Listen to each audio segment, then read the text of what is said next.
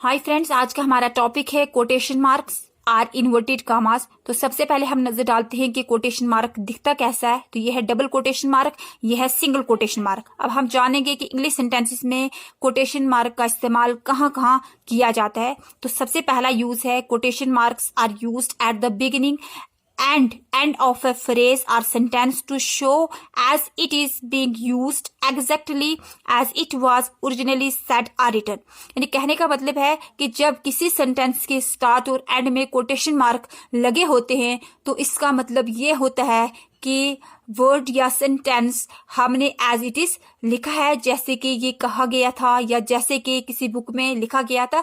हमने सिर्फ और सिर्फ राइटर के वर्ड्स को लिखकर कोट कर दिया है। एग्जाम्पल है शी सेड लेट्स ईट। अब हमने राइटर के वर्ड्स को ही लिखा है, हमने कुछ भी और कुछ नहीं किया, तो सिर्फ और सिर्फ इन्वर्टेड कामा जो है उनमें प्लेस कर दिया। उसके बाद नेक्स्ट एग्जाम्पल है Mohan said to his brother when did you arrive here. हमने यहाँ पर भी राइटर के वर्ड को एज सच लिखे और सिर्फ इन्वर्टेड कामा के अंदर इसको प्लेस किया।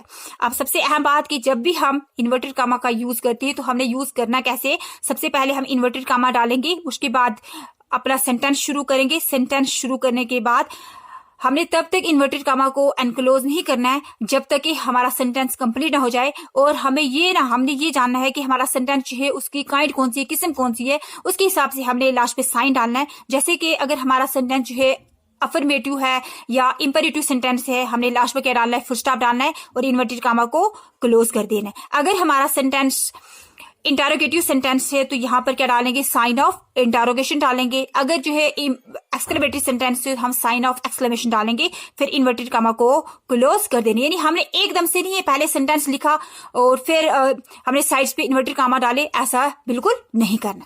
उसके बाद दूसरा यूज है इन्वर्टेड कामा का to show the titles of short stories, poems, articles, chapters etcetera. यानी हमें कि अगर हमारे पास कोई शॉर्ट स्टोरी है या पोइम है या किसी बुक का कोई चैप्टर है या कोई आर्टिकल है तो उसकी टाइटल को शो करने के लिए भी हम इन्वर्टेड कामा का इस्तेमाल कर सकते हैं। जैसे है एग्जाम्पल है हमारी the first chapter in the book is an excellent father or long walk toward freedom. हम किसी को कहते हैं कि तुम्हारी बुक का फर्स्ट लेसन जो है, फर्स्ट चैप्टर क्या है, एन एक्सीलेंट फादर है। हम एन एक्सीलेंट फादर जो है ये क्या है, चैप्टर का टाइटल है, हम इसको किस में रखेंगे, इन्वर्टेड कामा में रखेंगे। या लॉन्ग वॉक टू फ्रीडम, ये भी लेसन का क्या टाइटल है, हम इसको भी इन्वर्टेड कामा में रखेंगे। या हम किसी को कहते हैं कि तुम्हारी बुक की फर्स्ट पोएम जो है उसका टाइटल क्या है, व्हेन यू आर ओल्ड। तो व्हेन यू आर ओल्ड को भी हम किस में रखेंगे, इन्वर्टेड कामा के अंदर। उसके बाद नेक्स्ट है हमारा इन्वर्टेड कामा का थर्ड यूज है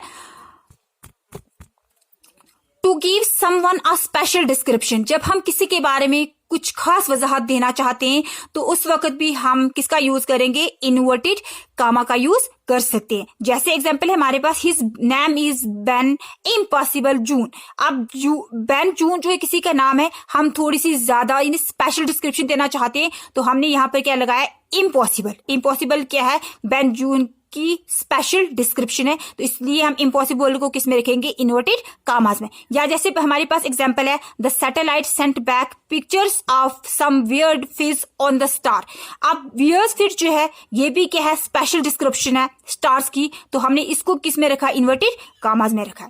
उसके बाद नेक्स्ट फोर्थ यूज है इन्वर्टेड कामास का। इन्वर्टेड कामास का फोर्थ यूज है टू एम्फसाइज द वर्ड। जब हम एम्फसाइज का मतलब कि टू स्ट्रेस अ वर्ड, जब हम किसी वर्ड पे स्ट्रेस या किसी सेंटेंस में स्ट्रेस डाल रहे हैं उसको हम क्या बोलते हैं, एम्फसाइज। जब हम किसी वर्ड पे स्ट्रेस डालेंगे तो तब भी हम क्या कर सकते हैं, इन्वर्टेड कामा का यूज कर सकते हैं। जैसे है he had a chat with his neighbour yesterday या he had a chat with his cousin yesterday। इसमें हमने वर्ड एम्फसाइज किस वर्ड को किया है, चैट को, तो इसको हम किस में रखेंगे, इन्वर्टेड कामास के अंदर। उसके बाद नेक्स्ट यूज है हमारा quotation marks are used around direct quotes. यानी जब हमारे पास डायरेक्ट स्पीच होती है तो हम नरेशन में डायरेक्ट स्पीच को भी हम इन्वर्टेड कामास के अंदर प्लेस करते हैं। एग्जाम्पल्स है हमारी the professor said words and ideas can change the world. यहाँ पर प्रोफेसर के वर्ड्स के हैं, words and ideas can change the world. ये है हमारी रिपोर्टेड स्पीच, इसको भी हम किस में रखेंगे, इन्वर्टेड कामास के अंदर, ठीक है। उसके बाद नेक्स्ट हमारी एग्जांपल है my sister says east or west home is best. Next example है she said to me can you tell me the whole story. यानी हमने रिपोर्टेड स्पीच को हर जगह पे इन्वर्टेड कामा के अंदर ही प्लेस करना है।